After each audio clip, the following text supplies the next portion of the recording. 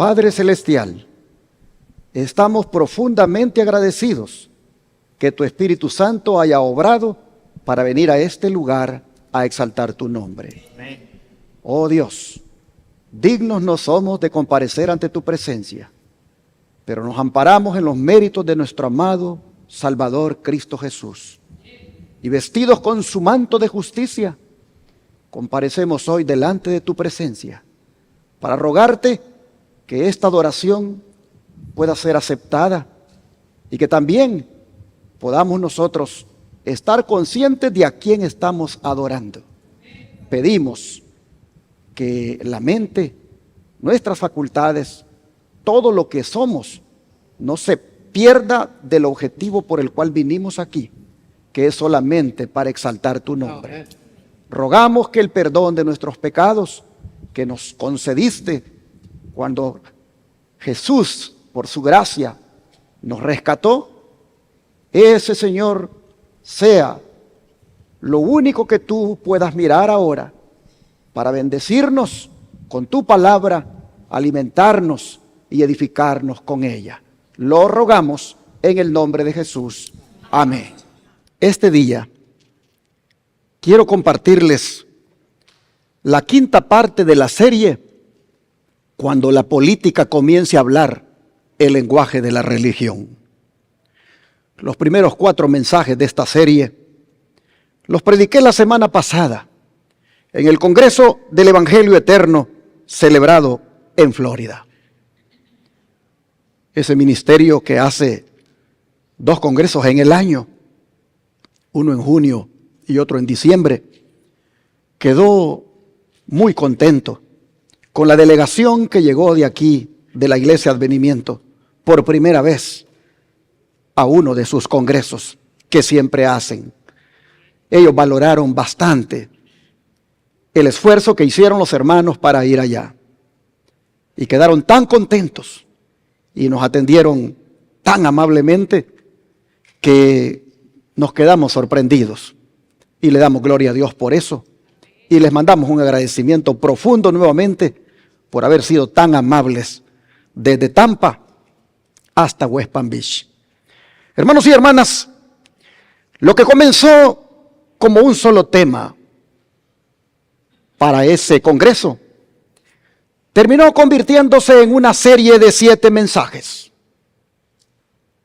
Ahora bien, alguien podría preguntarse, ¿y por qué nació esta serie? ¿Por qué predicar varios mensajes y estudiar la relación entre la religión y la política? La respuesta es sencilla. Esta serie, hermanos, no nació como resultado así solamente porque uno es sensacionalista o porque uno es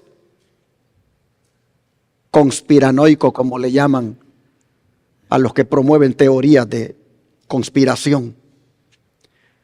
Esta serie realmente nació como resultado de un análisis profético de acontecimientos que están ocurriendo delante de nuestros propios ojos. Aquí, en los Estados Unidos. Acontecimientos que aunque muchos podrían ver simplemente como eventos religiosos y patrióticos, merecen ser observados cuidadosamente a la luz de la palabra de Dios. Como este que ocurrió en el National Mall en Washington, D.C., llamado Riddericate 250, donde miles de personas se unieron con líderes religiosos, evangélicos, católicos y políticos para rededicar a los Estados Unidos, como dice ahí, como una nación bajo Dios con motivo del 250 aniversario de su independencia. Algunos adventistas asistieron al evento y me contaron que aprovecharon para repartir libros del conflicto de los siglos entre los asistentes, como también folletos sobre la libertad de conciencia amenazada.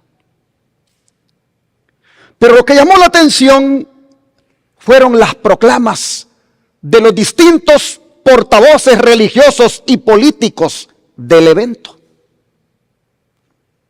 Entre esas proclamas había una que decía que es tiempo de volver a Dios. Había otra que decía que hay que salvar esta nación. Había otra que decía que hay que recuperar los principios cristianos. Había otra que decía que hay que restaurar los valores. Había otra que decía que hay que proteger la familia. ¿No les suena eso a ustedes como voces parecidas a la voz de Dios?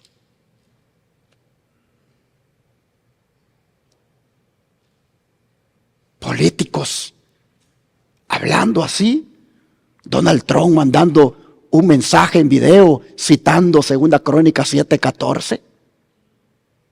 El vicepresidente también hablándole a la multitud, diciéndole que Estados Unidos siempre ha sido y sigue siendo una nación de oración. El secretario de guerra o de defensa, como le llamaban antes, diciendo que nuestros derechos no vienen del gobierno, sino que vienen de Dios. Y que eso hace una nación tan fuerte como su fe. O el presidente de la Cámara de Representantes diciendo, hoy rededicamos a los Estados Unidos de América como una nación bajo Dios. Todos esos políticos, aunados con los pastores evangélicos como Samuel Rodríguez, el líder de una coalición evangélica de millones aquí en Estados Unidos, diciendo, América no ha terminado con Dios y Dios no ha terminado con América. Y eso produciendo aplausos en la multitud. Como la consejera en asuntos de fe para Donald Trump, Paula White, diciendo que es tiempo de que la iglesia se levante en unidad y que redediquemos nuestra nación al Señor. O como el conocido Franklin Graham, diciendo que nuestra nación necesita arrepentimiento y que el pecado trae consecuencias, pero Dios todavía puede sanar nuestra nación. Todo eso, hermanos, suena hermoso.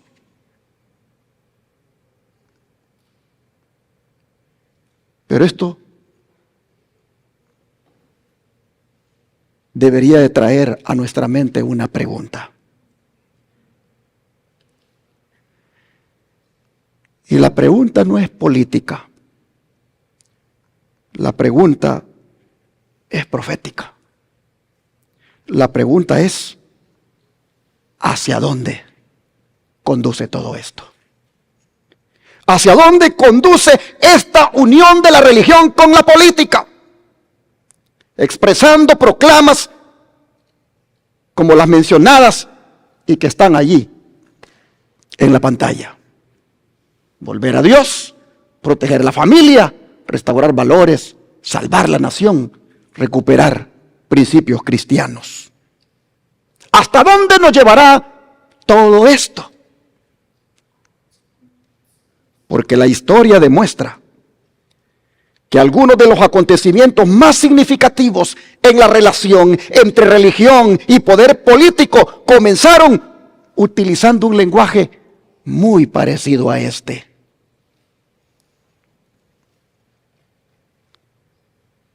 Y como dije en una de mis presentaciones allá en Florida, de las 4 que ya hice, no estamos en contra de la oración.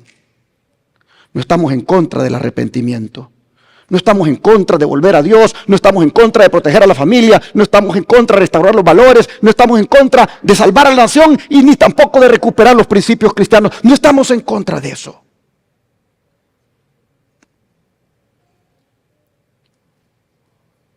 Pero sí,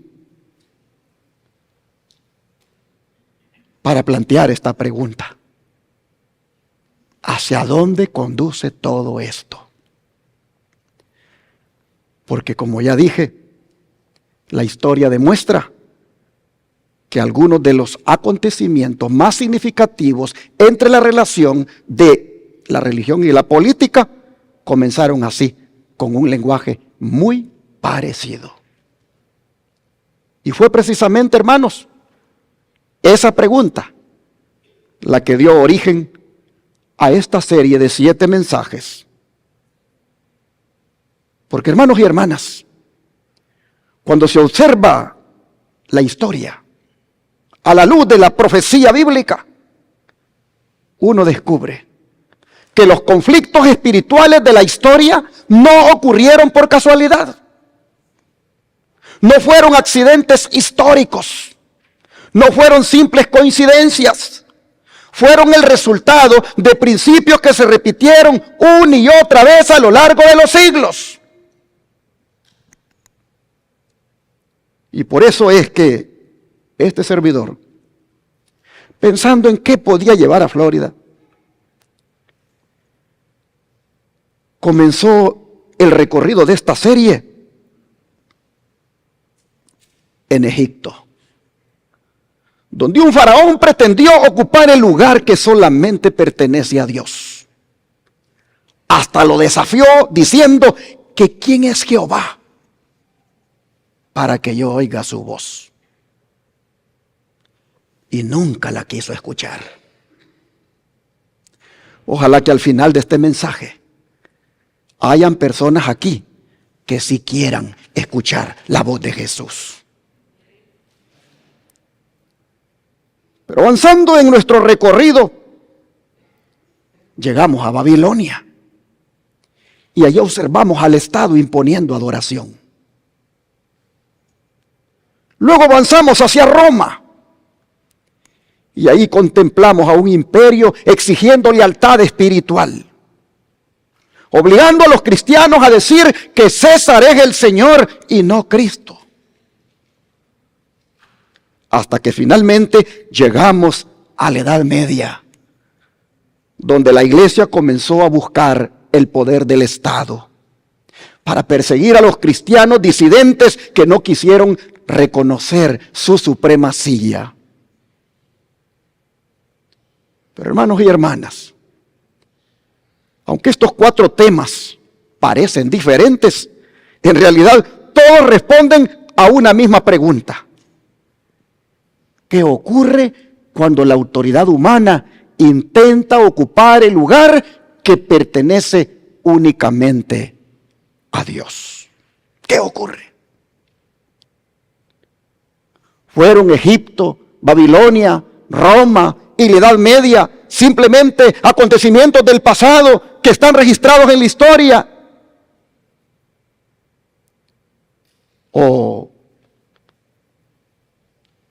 los principios que estos sistemas, que estos 4 poderes implementaron, hermanos y hermanas, podrían reaparecer en nuestros días? Porque como dice ayer, hermanos, los nombres cambian, los imperios cambian, pero el principio es el mismo. Y precisamente por eso, el 5.º tema de esta serie que vamos a estudiar, le he puesto por título: el espíritu de la Edad Media está regresando. Ahora bien, cuando escuchamos esa expresión, el espíritu de la Edad Media está regresando, la mayoría piensa inmediatamente en castillos medievales. Muchos piensan en reyes, muchos piensan en armaduras y acontecimientos que ocurrieron hace siglos. Pero esta mañana quiero proponer una idea diferente. ¿Qué ocurriría si el verdadero peligro no fuera la Edad Media? ¿qué ocurriría si el verdadero peligro fuera el espíritu que produjo la Edad Media? Porque si ese espíritu está regresando, necesitamos reconocerlo.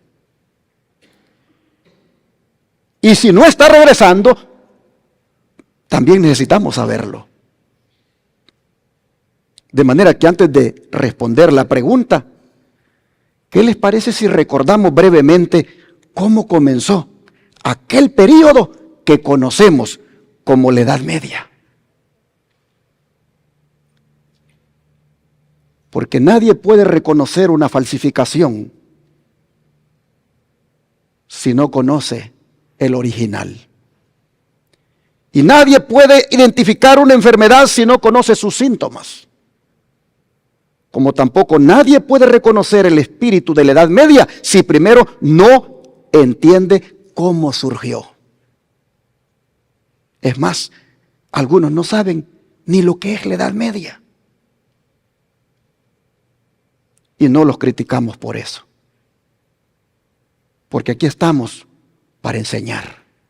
Aquí estamos para explicar lo que eso significó. Hermanos y hermanas, la Edad Media, Pablo la profetizó. Muchos siglos antes de que apareciera.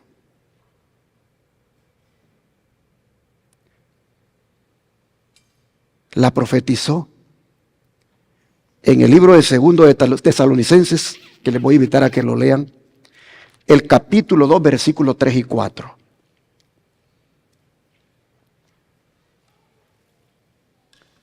Segundo de Tesalonicenses, capítulo 2, versículos 3 y 4.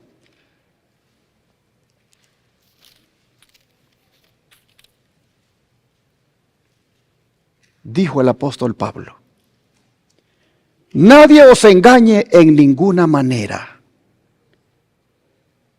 porque no vendrá sin que antes venga, ¿qué cosa, hermanos? La apostasía. Y se manifieste ¿quién? El hombre de pecado, el hijo de perdición, el cual se opone y se levanta contra todo lo que se llama Dios o es objeto de culto, tanto que se sienta en el templo de Dios como Dios, haciéndose pasar por Dios. Hermanos y hermanas, aquí Pablo, como dije, siglos antes de que comenzara la Edad Media, él ya la estaba anunciando. Proféticamente, él estaba diciendo que llegaría un momento cuando una autoridad religiosa intentaría ocupar un lugar que pertenece únicamente a Cristo. Observen, hermanos, cuidadosamente el orden del texto. Pablo no comienza hablando de persecución, no comienza hablando de poder político, no comienza hablando aquí de decretos. Y eso tiene un significado profundo. Porque las grandes crisis espirituales nunca comienzan externamente. Siempre comienzan internamente. La apostasía de la que Pablo dice aquí que aparecería en la historia significa, hermanos, alejamiento. Significa apartarse de algo que antes se poseía.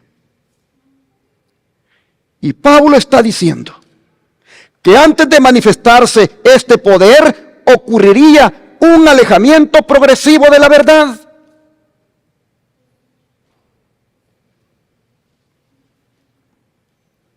Dice que este poder que se levantaría se opone y se levanta. O sea, hermanos y hermanas, no se conforma con coexistir con la autoridad de Dios, sino que quiere ocupar un lugar que no le pertenece. Quiere elevarse. Quiere colocarse entre Dios y los hombres. Y finalmente, Pablo dice que se sienta en el templo de Dios, como ven en la pantalla, haciéndose pasar por Dios. Y eso no es otra cosa que usar prerrogativas que le pertenecen solamente a Dios. Y eso es lo solemne de este mensaje. Porque aquí Pablo no está describiendo una autoridad política. Está describiendo una autoridad religiosa que reclama, repito, prerrogativas que pertenecen únicamente a Cristo. Y ustedes saben que la esencia del cristianismo siempre ha sido que Cristo es el centro, ¿sí o no? La esencia del cristianismo siempre ha sido que Cristo es el Señor. La esencia del cristianismo siempre ha sido que Cristo es el Salvador. La esencia del cristianismo siempre ha sido que Cristo es el mediador. La esencia del cristianismo siempre ha sido que Cristo es nuestro sumo sacerdote. Siempre ha sido que Cristo es la cabeza de la iglesia. De manera que cada vez que cualquier autoridad humana intenta ocupar alguno de esos lugares que he mencionado, oh hermanos, allí está en una apostasía, en una rebelión abierta en contra del Señor. Por eso Pablo está advirtiendo a la iglesia aquí, siglos antes de que ocurriera.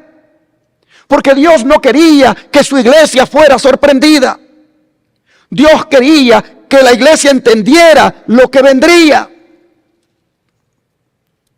Y hermanos y hermanas, la historia confirma exactamente el cumplimiento de esta profecía que hemos leído. Miren cómo Elena White describe el comienzo de aquel periodo que llegó a conocerse como la Edad Media. Lo que ella dice es realmente impresionante. Vean ustedes. El advenimiento de la iglesia romana al poder marcó ¿qué cosa, hermanos? El principio de la Edad Media. Esa Edad Media, hermanos, es ese periodo de la historia del año 538 a 1798, lo más crudo de ella. Fue el periodo donde la Biblia le fue prohibida a las personas. Fue el periodo donde las tinieblas espirituales prevalecieron en el mundo. Fue el periodo donde era el mediodía para el papado, pero era la medianoche para el mundo. Fue el periodo donde la tradición, la autoridad humana se impuso sobre la palabra de Dios. Esa es la Edad Media. Pero dice que el principio la marcó ¿qué cosa? El advenimiento de la iglesia romana al poder. Lo que Pablo nos acaba de decir aquí. En 2 Tesalonicenses 2, 3 y 4. Dice que a medida que crecía su poder, las tinieblas se hacían más densas en esa época de la Edad Media. La fe pasó de Cristo, el verdadero fundamento, pasó de Cristo, ¿a quién, hermanos? Al Papa de Roma. Y dice que las personas, en vez de confiar en el Hijo de Dios para obtener el perdón de sus pecados y la salvación eterna, el pueblo recurría ¿a quién, hermanos? Al Papa. Y se le enseñó al pueblo que el Papa era su mediador terrenal y que nadie podía acercarse a Dios sino por medio de Él. Y andando el tiempo, se le enseñó también que para los fieles el Papa ocupaba el lugar de Dios. Usted lo puede leer ahí en Conflicto de los Siglos, página 52 del formato digital. Pero yo quiero destacar dos verdades fundamentales de esta cita. La primera, que el poder religioso marcó el comienzo de una nueva era. Pues la cita dice que el advenimiento de la Iglesia romana al poder marcó el principio de la Edad Media. Hermanos y hermanas, la Edad Media no comenzó simplemente porque cambió un calendario. La Edad Media, hermanos y hermanas, no comenzó porque terminó un siglo y comenzó otro. Según Elena White, comenzó cuando una autoridad religiosa alcanzó un nivel de poder que nunca debió tener. Y aquí encontramos, hermanos, una lección solemne en esta hora. Y es que las épocas cambian cuando cambian los centros de influencia. La historia toma un rumbo diferente cuando el poder espiritual y el poder temporal civil comienzan a caminar juntos. Por eso la primera frase de esta cita no habla de castillos, ni habla de cruzadas, ni habla de persecuciones, habla de poder. Mire lo que dice: el advenimiento de la Iglesia romana al poder marcó el principio de la Edad Media. Porque cuando la Iglesia, hermanos, comenzó a depender del poder civil para lograr lo que antes obtenía mediante el Evangelio, cuando la Iglesia hizo eso, allí, hermanos, se abrió una nueva etapa de la historia. Pero no fue una etapa brillante, fue una etapa de oscuridad. Y esa es la razón por la cual estamos estudiando este tema hoy. No porque nos interese la Edad Media como periodo histórico, sino porque queremos entender qué ocurre cuando la fe comienza a apoyarse en el poder político, en el poder humano. Y esto nos lleva a la segunda verdad, que cuando Cristo deja de ser el centro, las tinieblas avanzan. Porque dice que la fe pasó de Cristo, el verdadero fundamento, ¿a quién? Al Papa de Roma. Oh, hermanos y hermanas, la palabra en esta frase que no debemos pasar por alto es pasó. No dice que Cristo fue rechazado de un día para otro. No dice que la iglesia se levantó en la mañana anunciando que ya no necesitaba de Cristo. Dice que la fe pasó. Es decir, fue un desplazamiento. Fue un traslado. Fue un cambio de enfoque. Y muchas veces, hermanos, los mayores peligros espirituales no llegan de una manera violenta. Llegan silenciosamente. Llegan cuando algo comienza a ocupar poco a poco el lugar que antes pertenecía a Cristo. Porque, hermanos y hermanas, una iglesia puede seguir hablando de Cristo y sin embargo dejar de depender de Cristo. Una iglesia puede seguir cantando acerca de Cristo y sin embargo dejar de exaltar a Cristo. Una iglesia puede conservar el lenguaje cristiano al mismo tiempo que Cristo deja de ser el centro de su experiencia espiritual. Y eso fue precisamente lo que ocurrió en la Edad Media.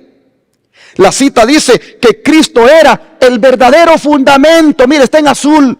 Cristo era el verdadero fundamento. Una expresión hermosa. ¿No es cierto que Cristo es el verdadero fundamento, hermanos? Él es el verdadero fundamento. Un fundamento, ¿qué cosa es? Es aquello sobre lo que descansa toda una estructura. Miren este edificio en el que estamos. Enorme nave. Esta nave descansa en un fundamento. Entonces, cuando la sierva del Señor dice que Cristo era el verdadero fundamento, hermanos y hermanas, ¿qué pasa si un fundamento falla?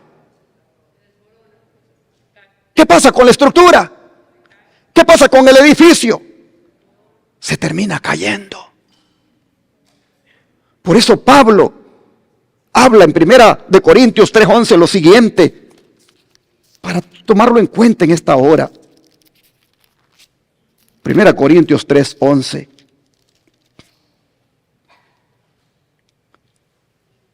Dice, porque nadie puede poner otro fundamento que el que está puesto, el cual es Jesucristo. Amén, hermanos. Nadie puede poner otro fundamento. Miren ustedes, Pablo nos dice que Cristo es uno de los fundamentos. Él lo que dice es que Cristo es, ¿qué cosa? El fundamento. No es uno de los fundamentos, es el fundamento. Por eso es que la esperanza del pecador descansa sobre ¿quién, hermanos? Sobre Cristo. El perdón descansa sobre ¿quién? Sobre Cristo. La salvación descansa sobre ¿quién? Sobre Cristo. La justicia descansa sobre Cristo y la vida eterna descansa sobre Cristo. Porque Él es el fundamento. Oh, hermanos, y cuando el cristiano lo entiende y se fundamenta en Cristo, entonces el alma del cristiano encuentra seguridad, ¿no es cierto? Pero hermanos, ¿qué pasa cuando la mirada? ¿Qué pasa cuando la mirada se aparta del fundamento? ¿Qué pasa? Entonces comienzan los problemas. Porque el cristiano, cuando quita la mirada de Cristo, corre el peligro de sustituir la dependencia de Cristo por otra cosa. Y a veces no es una persona. A veces es una tradición. A veces es una costumbre. A veces es una estructura y a veces es un sistema. Pero el resultado, hermanos y hermanas, siempre es el mismo. Cristo deja de ocupar el primer lugar y entonces el fracaso espiritual viene por añadidura. Hermanos y hermanas, la historia registra que el gran reavivamiento de la iglesia siempre estuvo fundado en Cristo. El gran reavivamiento de la iglesia, hermanos, nunca comenzó con reformas políticas, ni comenzó con cambios administrativos, ni mucho menos comenzó con nuevas estrategias. El gran reavivamiento de la iglesia comenzó cuando los creyentes volvieron a mirar a Cristo. Por eso la reforma protestante fue poderosa. No porque produjera grandes debates, sino porque la reforma protestante volvió a colocar a Cristo donde siempre debió estar, es decir, en el centro. Y aquí, hermanos, encontramos una pregunta para nosotros esta mañana. No es una pregunta para la Edad Media, ni es una pregunta para la historia, es una pregunta para nosotros. Y es, ¿quién ocupa el centro de mi experiencia espiritual.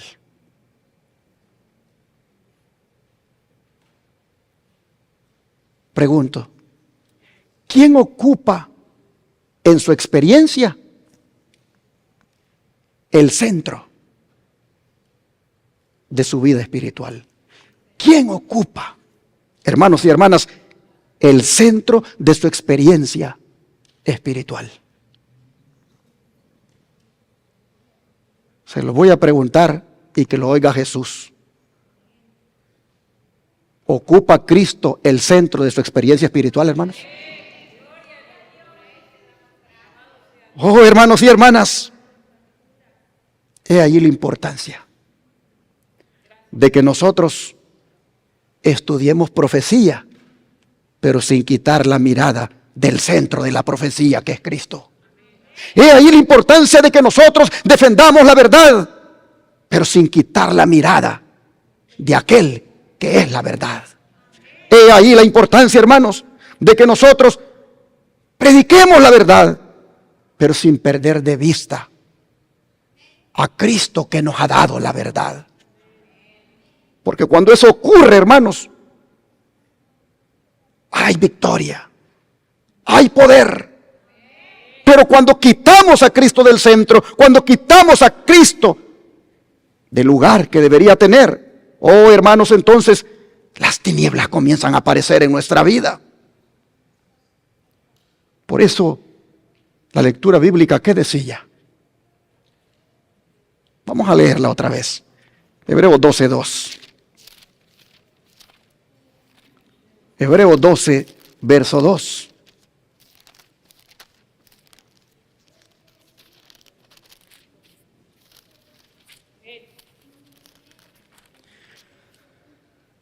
Puestos los ojos, ¿en quién, hermanos?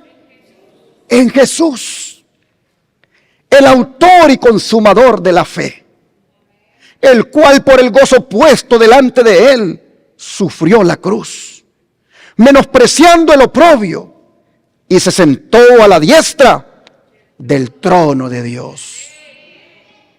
Hermanos y hermanas, ¿en quién tiene que tener usted puestos sus ojos? Le pregunto, ¿está el pastor sentado en el trono de Dios para que ponga su mirada en él? ¿Está el anciano de la iglesia sentado en el trono de Dios para que usted tenga su mirada en él? ¿Está el director de diáconos, el director de cualquier ministerio que hace un buen trabajo, está sentado en el trono de Dios para que usted tenga su mirada en él o en ella? El único que está sentado en el trono de Dios se llama Jesucristo nuestro Señor. Y Pablo dice, no quiten la mirada de él. No la quiten. Hermanos y hermanas, no hay que poner la mirada en los hombres. No hay que poner la mirada en los líderes de la iglesia, porque a veces estos nos decepcionan hasta yéndose de la iglesia.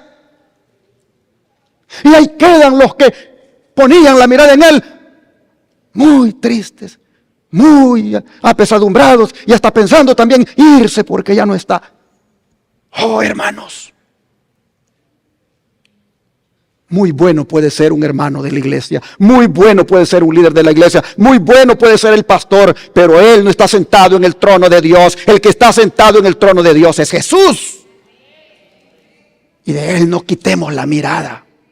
De él no quitemos la mirada, y así se vayan los que se quieran ir, y así nos decepcionen los que nos quieran decepcionar. Él nunca nos decepciona y él nunca nos deja, hermanos. Este es el tiempo de no poner la mirada ni siquiera en las instituciones. Este es el tiempo de no poner la mirada en las corrientes de pensamiento, sino solamente en Cristo.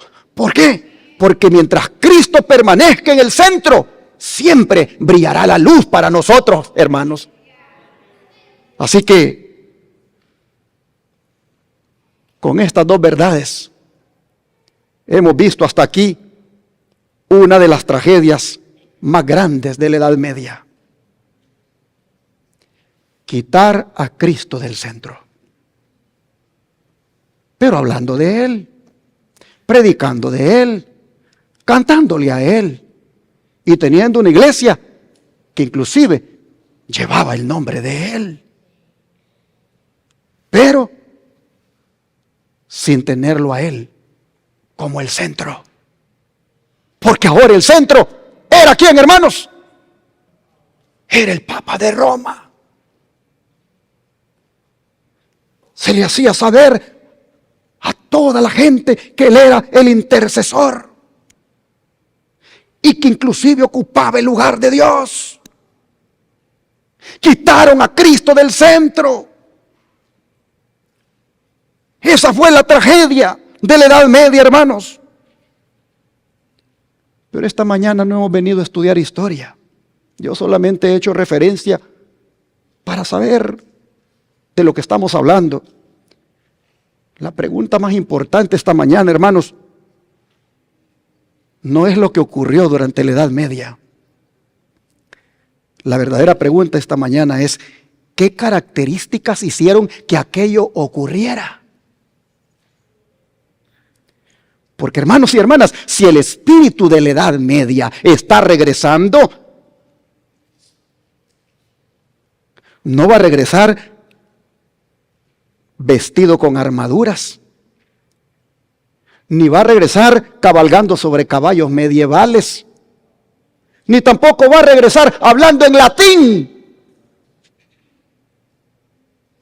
Va a regresar, hermanos, adaptado a nuestra generación con el fin de engañar. Y lamentablemente algunos no lo van a discernir porque viven en el espíritu de la Edad Media.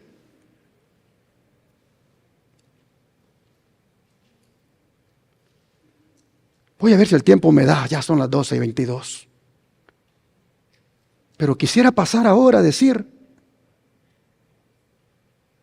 ¿cuál es el espíritu de la Edad Media? Que produjo el surgimiento de la misma.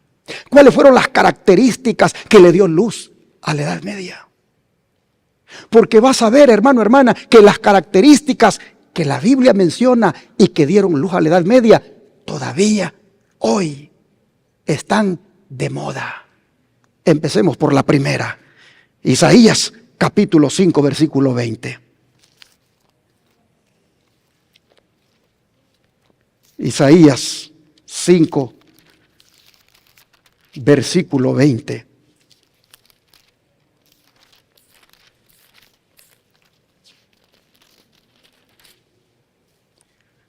Dice,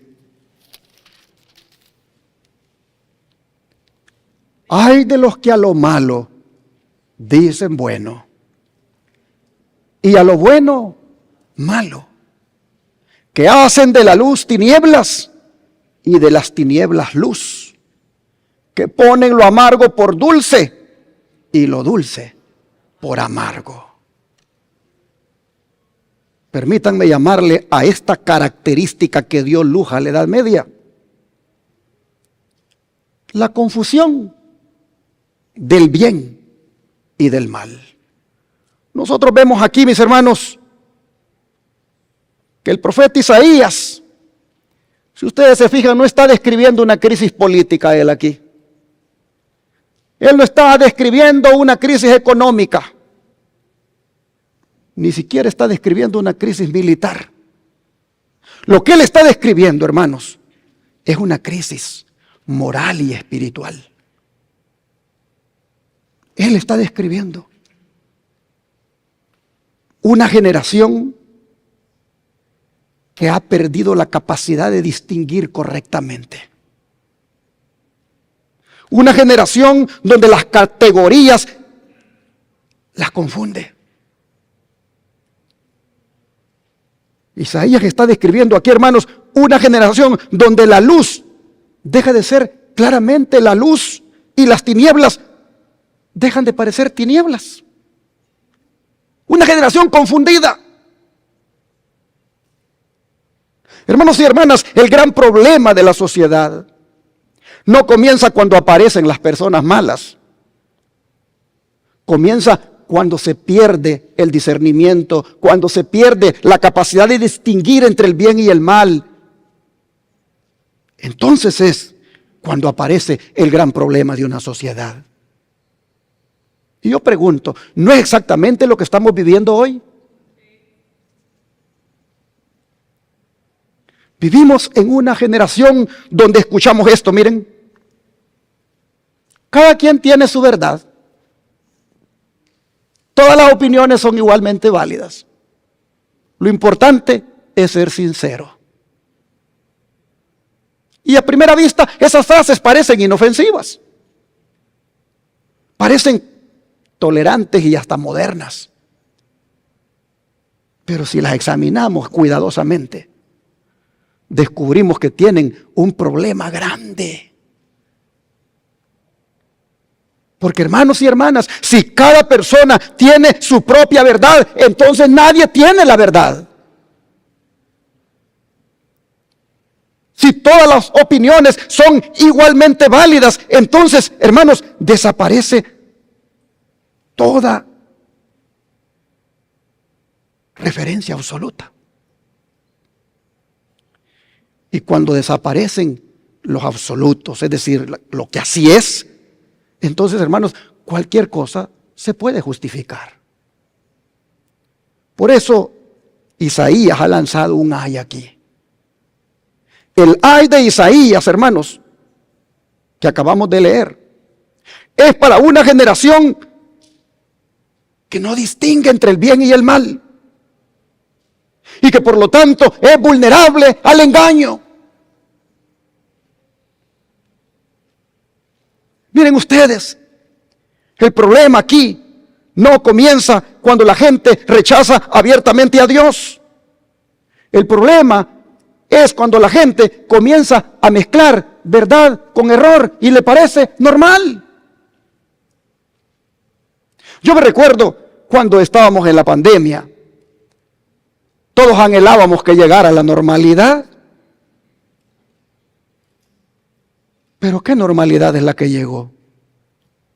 Justamente lo que Isaías está diciendo.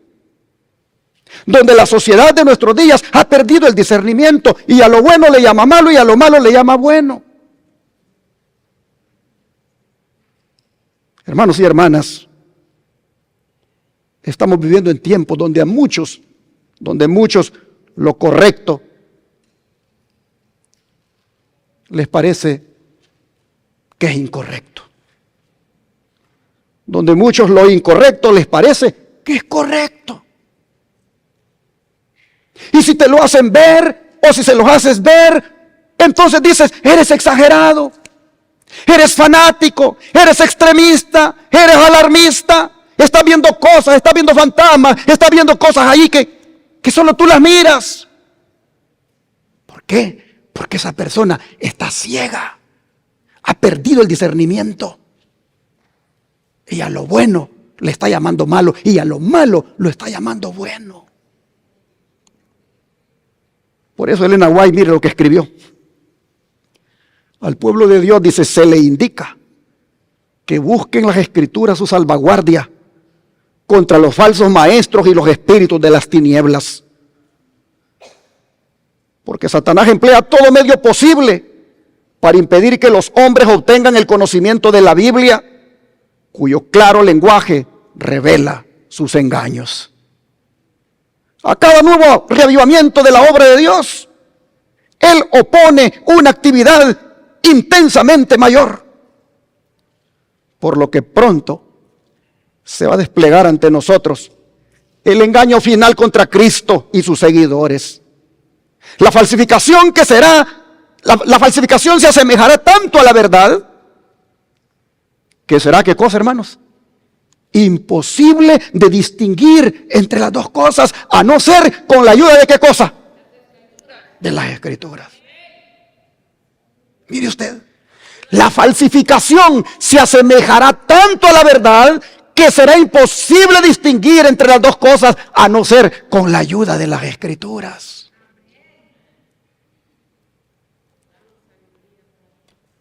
Permítanme destacar 3 verdades claves sobre esto que acabamos de leer.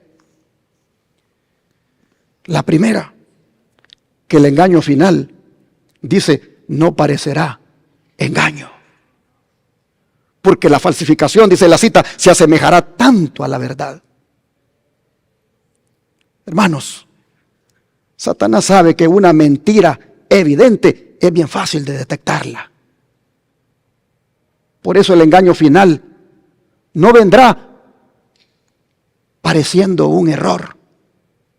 Vendrá el engaño final, hermanos, pareciendo verdad. El engaño final no vendrá rechazando completamente a Cristo. El engaño final hablará de Cristo. ¿No has leído que Satanás se va a disfrazar hasta de Cristo? Hermanos y hermanas, el engaño final no vendrá rechazando completamente la Biblia. Va inclusive a utilizar la Biblia. El engaño final no vendrá rechazando completamente la religión. Va inclusive a utilizar lenguaje religioso como el que estamos oyendo en estos días. Y precisamente allí está el peligro, hermanos. Porque el problema del tiempo final no será distinguir, hermanos, entre blanco y negro. Será distinguir entre lo verdadero y la imitación de lo verdadero. Será distinguir entre lo original y lo falso. Será distinguir entre la voz de Dios y una voz que se parece mucho a la voz de Dios.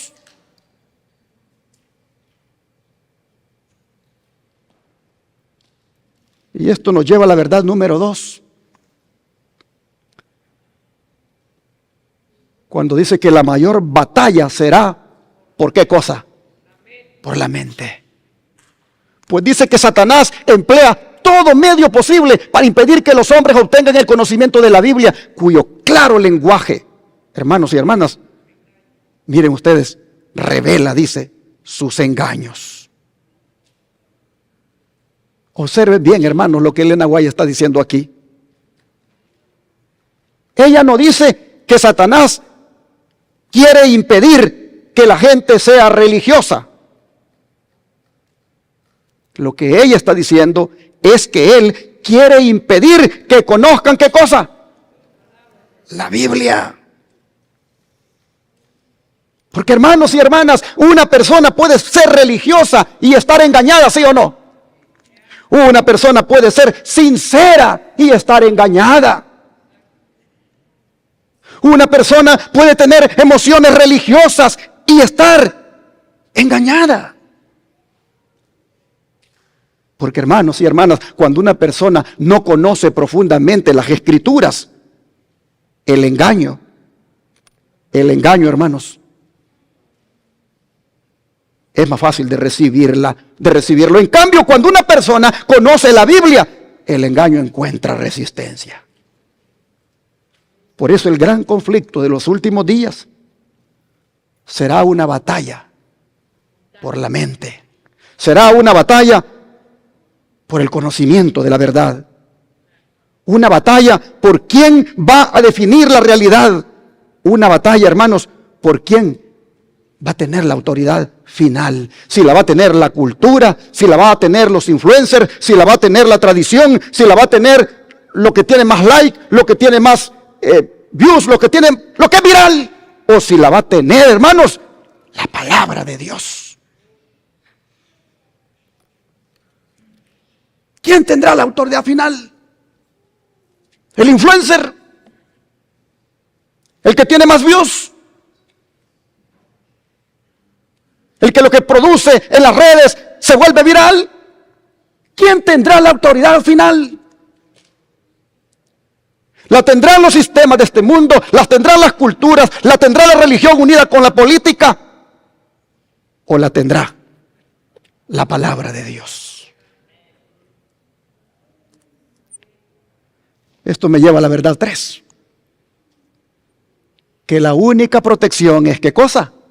La palabra de Dios. Porque dice la cita que será imposible distinguir entre las dos cosas, es decir, entre la falsificación y la verdad. Será imposible distinguir entre esas dos cosas, a no ser, dice, con la ayuda ¿de qué? De las Escrituras. Hermanos y hermanas, este es el punto central de la cita de la hermana Guay. Ella no dice que será difícil distinguir entre las dos cosas, entre la verdad y el error, entre la verdad y la mentira. Ella no dice que será difícil distinguir entre las dos cosas. Dice que será, ¿cómo? Imposible. Imposible. A no ser que conozcamos la Biblia, que entendamos la Biblia, que nos familiaricemos con la Biblia, que estudiemos la Biblia. Y hermanos y hermanas, eso significa que la experiencia que tengamos en la iglesia no bastará. Eso significa que la inteligencia humana tampoco bastará. Eso significa que las emociones humanas tampoco bastarán, que las tradiciones humanas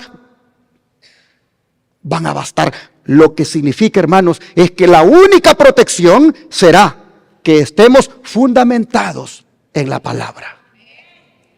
Por eso es que el pueblo de Dios del tiempo final debe conocer las Escrituras, no solamente para defender doctrinas, sino para escuchar en ellas la voz de Dios en medio de un mundo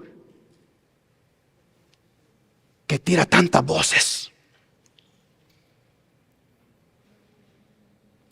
Y esa es precisamente la pregunta, hermanos.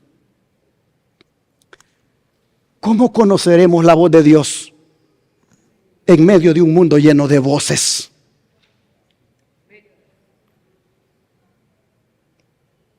Porque escuchamos voces religiosas, escuchamos voces políticas, escuchamos voces culturales, escuchamos voces que hablan de moralidad, voces que hablan de espiritualidad, voces que hablan de volver a Dios. Pero la pregunta sigue siendo la misma: ¿cómo conoceremos la voz de Dios en medio de un mundo lleno de voces? Porque una cosa es escuchar la voz religiosa y otra muy distinta es escuchar la voz de Cristo. Y se está oyendo mucho la voz religiosa en estos tiempos. Hermanos y hermanas, ahí está el problema en el cual muchos van a ser envueltos. Porque van a escuchar la voz de la religión con la política y no la van a distinguir de la voz de Jesús. Por eso Jesús dijo lo siguiente en Juan 14, versículo 6. Cuando se trata de querer conocer o identificar quién tiene la verdad, Jesús se adelanta a todos y dice lo siguiente, Juan 14, 6. Jesús le dijo: yo soy, ¿qué cosa, hermanos? El camino y la verdad y la vida. Nadie viene al Padre sino por mí. Hermanos y hermanas, escuchen las palabras de Jesús. Yo soy, ¿qué cosa? La verdad. Oh, hermanos, qué declaración. Qué declaración más extraordinaria en estos tiempos. En una generación llena de voces, Cristo no se presenta como una voz más. Cristo se presenta como la verdad. Y noten ustedes, Jesús no dice aquí: yo voy a mostrarles el camino, sino que dice, ¿qué cosa? Yo soy el camino. Y eso hace una gran diferencia. Hermanos, el Señor nos dice aquí: yo les voy a enseñar la verdad. ¿Qué dice Él? Yo soy la verdad. Hermanos y hermanas, Él no dice aquí, les voy a indicar dónde está la vida. Él dice, ¿qué cosa? Yo soy la vida. Hermanos, esto es importante entenderlo y fundamentarnos en ello. Porque el cristianismo verdadero, hermanos, nunca ha consistido simplemente en aceptar un conjunto de ideas. El cristianismo verdadero ha consistido en tener una estrecha relación con el que es la verdad y la vida. Y con el que es el camino. Por eso el gran problema de la Edad Media no fue solamente doctrinal. El problema de la Edad Media fue cristológico. Porque leímos que la fe pasó de Cristo al Papa de Roma. El problema fue cristológico. La mirada del pueblo se apartó de Cristo. Y cada vez que una generación pierde de vista a Cristo, hermanos, comienza a confundirse espiritualmente. Porque Cristo, hermanos, no es solamente parte de la verdad. Cristo es la medida de la verdad. Cristo es el criterio de la verdad. Cristo es el centro de la verdad. Por eso, toda voz debe ser examinada a la luz de Cristo. Toda enseñanza debe ser examinada a la luz de Cristo. Todo movimiento religioso debe ser examinado a la luz de Cristo. Toda experiencia espiritual debe ser examinada a la luz de Cristo. La pregunta no es si suena bien. La pregunta no es si las declaraciones que están dando los políticos y los religiosos son agradables. La pregunta es, mis hermanos, si conducen a Cristo. Porque muchas voces pueden sonar religiosas. Muchas voces pueden hablar de Dios. Muchas voces pueden hablar de moralidad. Muchas voces pueden hablar de valores. Pero la pregunta sigue siendo lo mismo. ¿Exaltan verdaderamente a Cristo? Porque, hermanos, donde Cristo es desplazado del centro, tarde o temprano aparece el engaño. En cambio, donde Cristo ocupa el centro, la verdad siempre permanece segura. Y ahora surge una pregunta. Si Cristo es la verdad, ¿por qué tantas personas rechazan la verdad cuando la tienen por delante? Si Cristo es la verdad, ¿por qué una generación, hermanos, puede tener acceso a la palabra de Dios y aún así apartarse de ella? Hermanos, ¿por qué una sociedad puede escuchar la verdad y aún así elegir otra cosa? La Biblia responde esa pregunta con lo que dice Isaías capítulo 30, versículo 9 al 11. Isaías capítulo 30, versículo 9 al 11.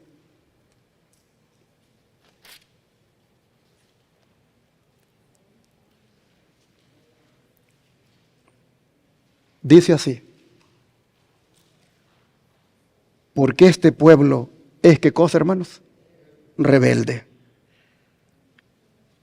Hijos mentirosos. Hijos que no quisieron oír la ley de Jehová.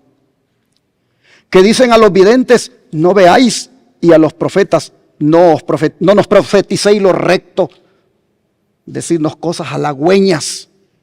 Profetizad mentiras. Dejad el camino, apartaos de la senda, quitad de nuestra presencia al Santo de Israel. ¡Wow! Hermanos, este pasaje es más que impresionante. Aquí nosotros vemos al pueblo rechazando la verdad y prefiriendo lo que le agrada. El problema aquí, hermanos, no es la ausencia de la verdad. La verdad está presente. Los profetas están presentes. La palabra está presente. Pero ¿qué pasa con el pueblo? ¿Qué pasa con el pueblo? No la quiere escuchar. No quiere escuchar la verdad. Mire que ellos no dijeron, no existen profetas. Ellos no dijeron, necesitamos profetas. Lo que ellos dijeron fue, no nos profeticen lo recto. No nos profeticen lo recto. Es decir, sabemos lo que Dios dice a través de ustedes, pero no queremos escucharlo. Se parecerá, hermanos, a nosotros algunas veces. Cuando decimos, ya no quiero ir a la iglesia de advenimiento porque el mensaje cada vez es más fuerte. El mensaje cada vez me confronta, yo no quiero eso. Me voy por allá a la iglesia americana, me voy por allá donde yo pueda estar con mis joyas, pueda estar con mi forma de vivir y que no me incomode la palabra. Hermanos y hermanas, aquí estamos viendo la razón por la cual, aunque tengas la verdad y aunque Cristo sea la verdad, esa verdad no hace efecto en tu vida, hermano, hermana. Es simplemente porque tú no quieres escuchar esa verdad. Mira lo que dice el profeta. Hermanos, yo veo en estos versículos una fotografía de lo que hoy está pasando, hermanos. Mira, hermano, hermana, cuando ya no te gusta la verdad, cuando ya no quieres escuchar la verdad, entonces buscas lo que te engaña. Entonces buscas la comodidad. Cuando dejas de preguntar, ¿qué dice Dios? Y comienzas más bien a preguntar, ¿qué es lo que me hace sentir bien? Allí te arruinaste, hermano. Allí te arruinaste, hermana. Porque una cosa es querer conocer la voluntad de Dios y otra muy distinta es querer escuchar solamente aquello que confirma lo que ya queremos hacer. Por eso es que este pueblo le decía a los profetas, decidnos cosas, ¿qué cosa? Decidnos cosas halagüeñas. En otras palabras, le decían, predica cosas que no incomoden. Predica cosas que no incomoden a las que andan con las normas cristianas por el suelo. Predica cosas que no incomoden a los que andan en el mundo en la semana, pero el sábado están en la iglesia. Predica cosas que no les incomode a ellos, porque luego se te van a ir y ni diezmos van a dar a este ministerio. Predica cosas que no les incomoden. Eso es lo que está diciendo aquí. Predica cosas, decían, que no nos confronten en cómo estamos viviendo. Predica cosas, decían, que no nos llamen al arrepentimiento, que no nos hablen de obediencia, que no nos hablen de reforma. Háblanos algo agradable.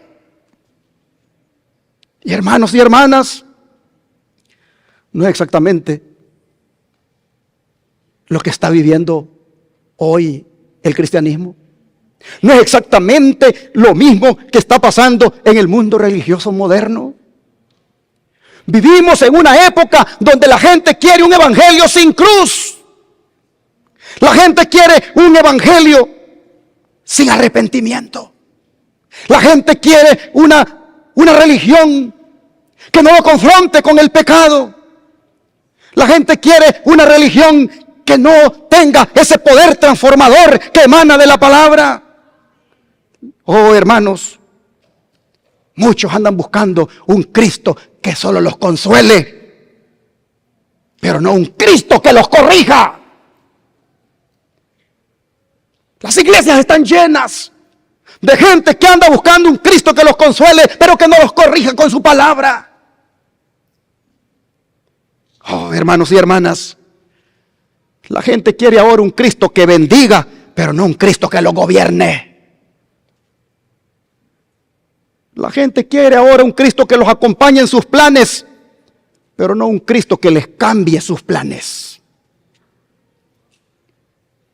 Y allí comienza el peligro, hermanos. Porque cuando empezamos a rechazar la verdad porque incomoda, entonces, hermanos, vamos a terminar abrazando el error agradable. Miren la progresión que hemos visto hasta aquí, hermanos.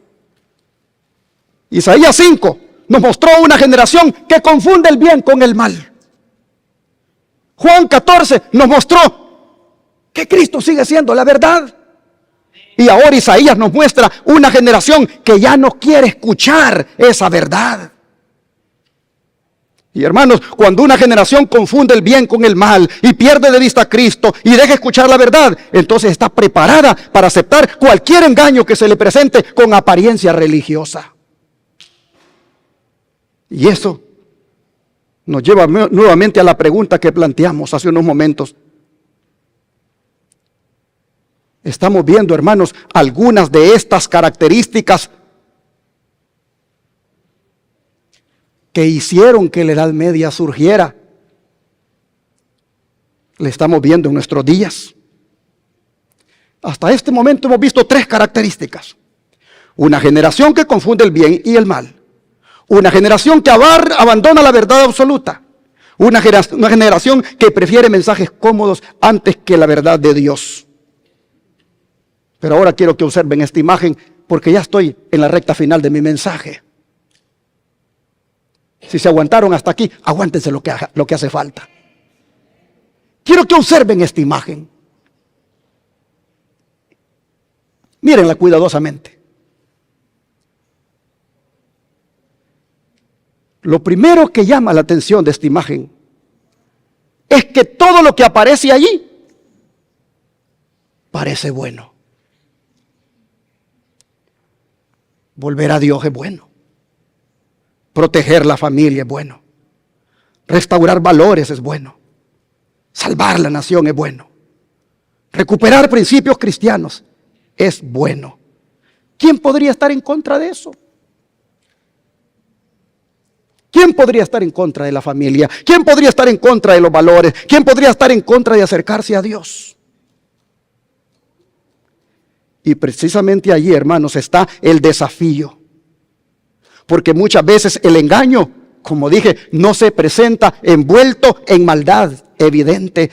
Se presenta envuelto en causas que parecen nobles. Se presenta en palabras que parecen correctas.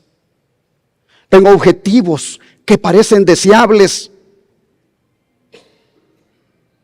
Por eso, hermanos, el problema no es solamente lo que se dice. El problema es quién ocupa el centro. El problema es cuál es la fuente de autoridad.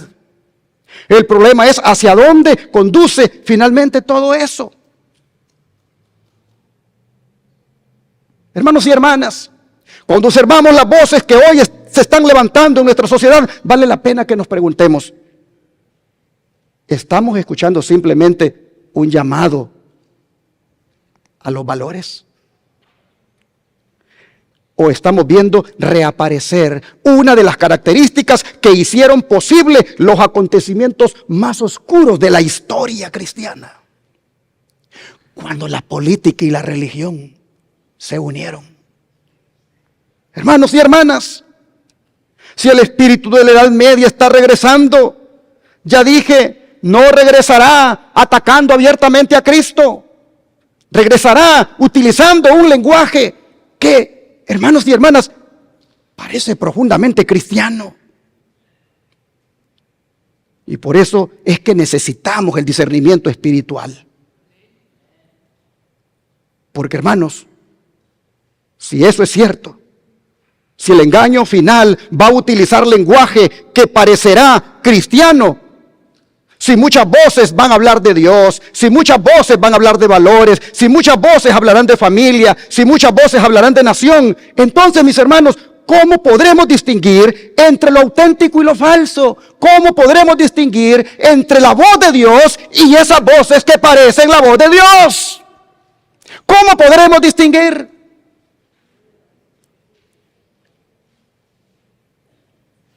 ¿Cómo podremos reconocer la voz correcta, hermanos, en medio de tantas voces? Voces religiosas que hasta hablan de Jesús. Muchos hablan de Jesús. Muchos oran en el nombre de Jesús. Muchos predican acerca de Jesús. Muchos dicen seguir a Jesús. Pero ahí está el desafío, hermanos, porque la pregunta no es si se menciona a Jesús. La pregunta es si se está escuchando realmente la voz de Jesús.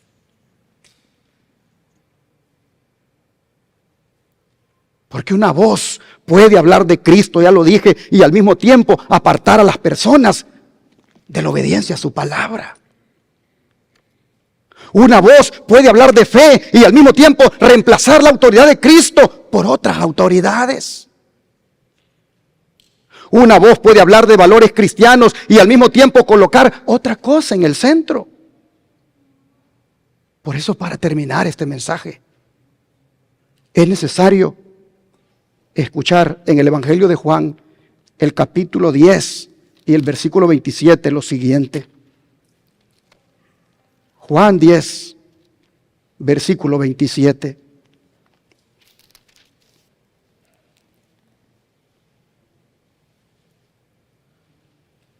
Dijo el Señor: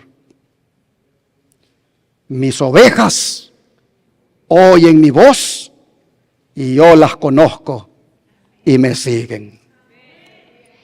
Hermanos y hermanas, quiero por favor llamar su atención a esto. Mis ovejas oyen mi voz y yo las conozco y me siguen. Pregunto, ¿esta es una promesa hermosa, sí o no? Miren, Jesús no dijo: mis ovejas oyen cualquier voz que use mi nombre.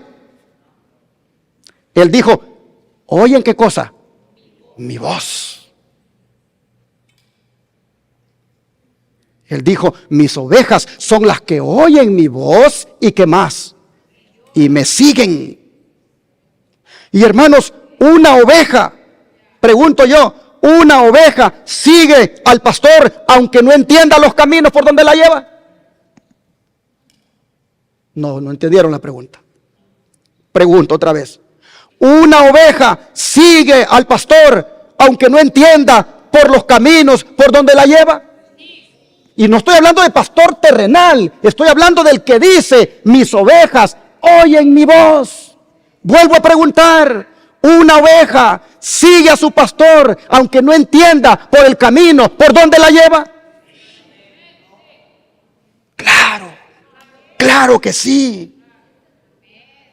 Aunque no entienda el camino por donde la lleva, a veces la va a llevar por un camino que no va a ser de rosas. A veces la va a llevar por un camino donde va a experimentar cansancio, donde va a experimentar pruebas. A veces la va a llevar por un camino donde la oveja sienta que ya no puede más. Pero ¿qué va a hacer el pastor con la oveja, hermanos? Se la va a echar al hombro para que siga por el camino donde su pastor la lleva. Y no estoy hablando, repito, de pastor terrenal, estoy hablando de nuestro divino pastor. Oh, hermanos, ¿por qué la oveja sigue a su pastor divino aunque no entienda por el camino por donde la lleva? ¿Por qué? Porque ella conoce ¿qué cosa? Conoce su voz. Y esa, hermanos, es nuestra esperanza para los días que vienen. Porque el mundo va a seguir llenándose de voces. Voces religiosas, voces políticas, voces culturales, voces que hablarán de Dios, voces que hablarán de moralidad, voces que hablarán de restaurar valores. Pero la pregunta decisiva seguirá siendo la misma: reconoceré en esas voces la voz del pastor. Porque, hermanos, cuando una oveja conoce la voz de su pastor, puede distinguirla en medio del ruido, ¿sí o no? Cuando una oveja conoce la voz de su pastor, la puede distinguir, hermanos, en medio de las voces que te dicen ponte joyas, en medio de las voces que te dicen vístete así, en medio de las voces que te dicen decórate así, píntate así, maquíllate así. El que conoce la voz de su divino pastor distingue bien esa voz de esas otras voces que lo único que hacen es pervertir tu fe, arrastrarte a la mundanalidad.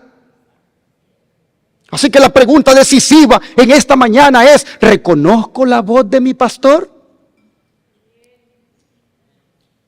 Hermanos y hermanas, cuando un cristiano conoce a su pastor, puede reconocer su voz aún en un mundo lleno de voces. Por eso Jesús dice: yo las conozco y ellas me siguen. Qué consuelo tan maravilloso. Porque, hermanos y hermanas, es posible que no entendamos todo. Es posible que nosotros no comprendamos muchas cosas. Pero basta con que Él nos conozca. Basta con que Él, hermanos, nos conozca muy bien. Porque cuando Él dice que nos conoce, yo pregunto, ¿Él conoce tus luchas? ¿Él conoce tus lágrimas? ¿Él conoce cuando el cheque no te alcanza? ¿Él conoce cuando te fue mal en el trabajo? ¿Él conoce cuando tu economía está bien baja? ¿Él conoce eso? Sí, porque Él conoce sus ovejas. Pero sus ovejas, en medio de esa prueba, en medio de esas situaciones difíciles, debe también estar atenta a escuchar su voz. Hermanos y hermanas, Él como pastor que conoce a sus ovejas, conoce nuestros temores, nuestras debilidades. Él conoce nuestras batallas. Y aún así sigue llamándonos. Aún así sigue guiándonos. Y aún así sigue buscándonos. Cuando por ahí, hermanos, nos quedamos extraviados. Por eso esta mañana, después de hablar de la Edad Media y del espíritu que está regresando, después de hablar de engaños, después de haber oído de falsas voces que se están diciendo en eventos religiosos, políticos, después, hermanos, de hablar de eso, yo quiero invitarles a que miren únicamente a Cristo y escuchen solo su voz. Hermanos y hermanas, tú podrás decir, pero pastor, usted está viendo algo que no está ocurriendo. Hermano, yo no estoy diciendo que la Edad Media ya regresó. Yo estoy diciendo que el espíritu de la Edad Media está regresando. Y vuelvo a repetir, no estoy en contra de orar por esta nación, ni estoy en contra de restaurar valores, ni estoy en contra de proteger a la familia. Hermanos, lo que estoy es planteando la pregunta: ¿hacia dónde nos va a conducir esta unión de religión con política? Si miro para atrás a la Edad Media y lo que pasó allá, hermanos y hermanas, este espíritu de la Edad Media que está regresando nos va a llevar otra vez a aquellos tiempos. Y cuán importante es escuchar siempre la voz de Jesús antes que otras voces. Esta mañana yo quiero invitarte a que hagas una decisión de solo escuchar de aquí en adelante la voz de tu divino pastor. Quiero invitarte a que hagas esta resolución. De ahora en adelante escucharé solo tu voz y te seguiré como mi buen pastor. Pregunto en esta hora, ¿quién quisiera? No voy a invitarle a que venga aquí adelante. ¿Quién quisiera en esta hora hacer una oración de entrega al Señor? Hacer una oración de compromiso y decirle eso que está en la pantalla. De ahora en adelante escucharé solo tu voz y te seguiré como mi buen pastor. ¿Quién le quiere decir eso a Jesús esta mañana? ¿Quiere rodearse y decírselo? Le doy un tiempo para que usted hable con el Señor. Le doy un tiempo para que usted le diga de todo corazón que ante el espíritu de la Edad Media que está regresando con las voces que hablan de Dios, usted elegirá a partir de hoy oír solo la voz de Jesús y se fundamentará en su palabra. Ore en silencio y yo interrumpiré ese silencio en voz alta.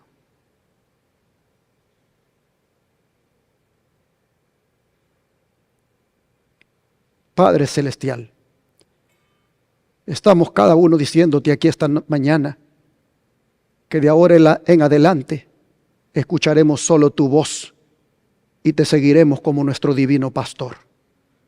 Porque solo tú eres nuestra esperanza, solo tú eres nuestro fundamento, solo tú eres el que nos llevas a pastos que nutren, pastos que alimentan, y solo tú eres el que nos llevarás a la vida eterna. De manera que en esta hora suplicamos para que siempre estemos dispuestos a oír tu voz, aunque a veces incomode, que aunque a veces confronte, que aunque a veces, Señor, nos haga ver lo mal que estamos, que no endurezcamos el corazón, que no pidamos mensajes halagüeños, sino que atentamente y humildemente oigamos tu voz, venga como venga. Señor, te ruego aquí por esta iglesia, por aquellos que inclusive eligieron no más venir, porque están buscando un profeta que no los confronte. Están buscando un profeta que les hable cosas halagüeñas. Están buscando un profeta que no les diga la verdad. Oh Señor, te ruego por ellos, para que por lo menos se acuerden durante el tiempo en que estuvieron aquí, que aquí la voz de Dios salió limpia y clara desde este púlpito.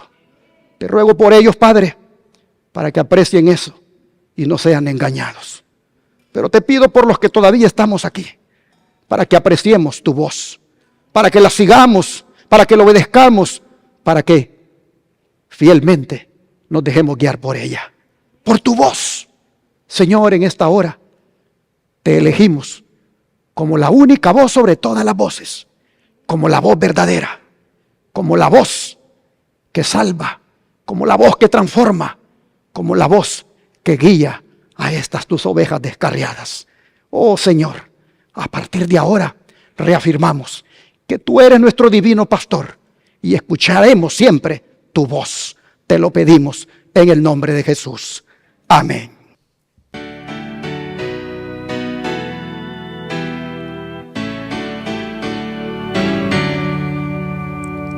Habla, Señor, habla, hable tu dulce voz, susurra en tiernas notas, tú no estás solo, no.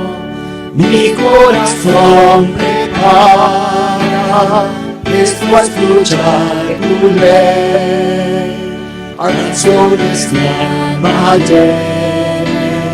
de gratitud y fe. Háblame luces todas, háblame con amor, ya la victoria es tuya, no tengas más temor. Háblame cada día, hable tu tierna voz, susurra en mis oídos, tú no estás solo, no. Habla a tus hijos siempre, dales tu santidad, llénalos de tu gozo, enséñales a orar, a ti consagre todo, vivan tan solo en ti, traigan tu reino pronto, vean tu rostro a mí. Háblame nueces todas, háblame con amor, y háblame con es tuya, no tengas más temor. Háblame cada día, hable con tierra voz, susurre mis oídos, nuestras flores. Háblame lo antiguo, diciendo santa ley, tus testimonios siempre quiero guardar por fe. Quiero magnificarte, quiero a tu gloria dar el grato testimonio de obedecer y amar. Háblame entonces, háblame con amor, y a la victoria es tuya, no tengas más temor.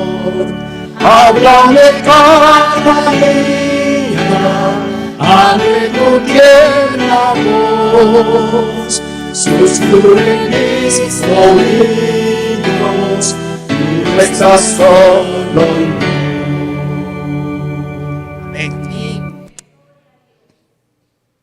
Miren lo que hemos cantado.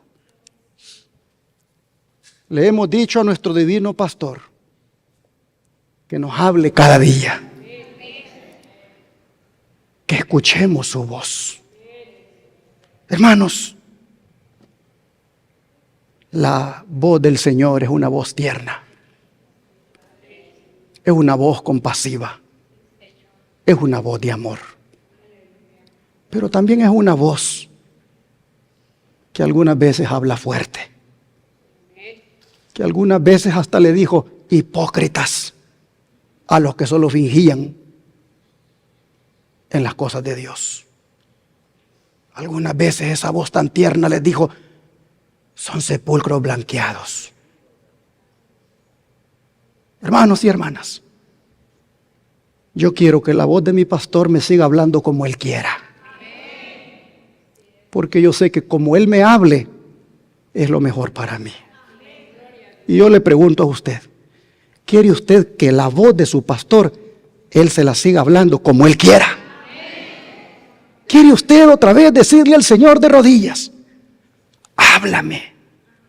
háblame cada día, que susurre en mis oídos, que no estoy solo, que tú estás conmigo? ¿Quién quiere que le vamos a decir eso al Señor?